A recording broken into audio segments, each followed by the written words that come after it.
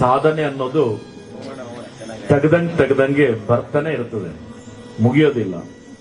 ಯಾಕೆ ಅಂತ ಅಂದ್ರೆ ನಾನ್ ನೀರಿನ ಮೇಲೆ ಯೋಗ ಮಾಡಕ್ ಹೊರಟಾಗ ದೇವತೆಗಳು ಹೇಗೆ ನೀರಿನ ಮೇಲೆ ತೇಲ್ತಾ ಇದ್ರು, ಹೇಗೆ ಧ್ಯಾನ ಮಾಡ್ತಿದ್ರು ನೀರ್ ಮೇಲೆ, ಹೇಗೆ ಅವ್ರ ಜಾಗಕ್ಕೆ ಹೋಗ್ಬೇಕಂದ್ರೆ ನೀರಿನ ಮೇಲೆ ತೇಲ್ಕೊಂಡು ಹೋಗ್ತಾ ಇದ್ರು ತೆಪ್ಪಗಳು ಸಿಕ್ಲಿಲ್ಲ ಅಂದ್ರೆ.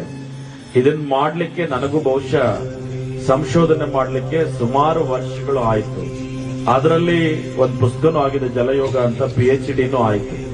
ಭಾರತ ದೇಶದಲ್ಲಿ ನೀರಿನ ಮೇಲೆ ಯೋಗ ಮಾಡೋದ್ರ ಬಗ್ಗೆ ಹುಡುಕಾಟ ಮಾಡೋದು, ಆದ್ರೆ ಯಾರೂ ಇದುವರೆಗೂ ಆಗಿರ್ಲಿಲ್ಲ. ಇನ್ನೂ ಅದನ್ನ ಬಗ್ಗೆ ಹುಡುಕಾಟ ನಮ್ದು ಇನ್ನೂ ಇದೆ, ಅದು ಮುಗುದಿಲ್ಲ. ಹಾಗೆ ಪ್ರತಿಯೊಂದರಲ್ಲೂ ಸಹ ಹುಡುಕಾಟವನ್ನ ಮಾಡಕ್ ಹೊರಟಾಗ ನಮ್ಮ ದೇಶದ್ದೇ ಒಂದು ವಿಸ್ಮಯ, ಮುಗಿಯಲ್ಲ.